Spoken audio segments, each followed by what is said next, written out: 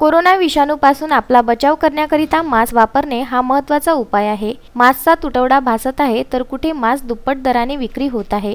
लॉकडाऊनमुळे गोरगरीब जनतेला 2 वेळचे जेवण मिळवण्याकरिता मोठी कसरत करावी लागत आहे, तर ते मास्क विकत घेतील तरी कुठून, हीच बाब लक्षात घेऊन तेल्हारा तालुक्यातील ग्राम अटकळी येथील एका 85 वर्षीय वृद्ध दाम्पत्याने आपली सामाजिक बांधिलकी जोपासत स्वतः मास्क शिवून मोफत वाटप करण्याचा संकल्प केला आहे। जानराव मस्के असे या दाम्पत्याचे नाव आहे। हे स्वतः शिलाई मशीनचे काम करतात। त्यांच्याकडे शिवण्याकरिता कपडे येतात, त्यातील उरलेला कापड फेकण्याऐवजी ते मास्क शिवण्याकरिता उपयोगात आणतात। अटकळी गावामध्ये कुठलीही सुविधा उपलब्ध नसल्यामुळे आपल्या गावाचा कोरोना व्हायरसपासून बचाव व्हावा याकरिता 85 वर्षीय वृद्ध दाम्पत्य जानराव मस्के हे स्वतः मास्क शिवून मोफत मास्क वाटप करीत आहे। गावांमध्ये काही दिव्यांग बांधव आहेत, त्यांना घरपोच मास्क नेऊन देऊन मास्कचा वापर करण्यास सांगतात। या 85 वर्षीय वृद्ध दाम्पत्य जानराव मस्के यांच्या या मदत कार्याचे सर्वत्र कौतुक होत आहे।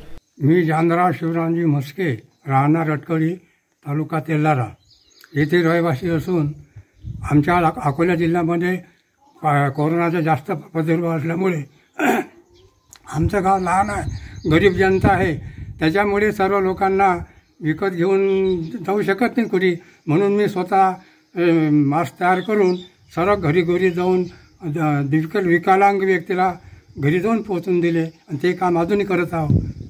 Bureau report, Vidarbha news, Telhara.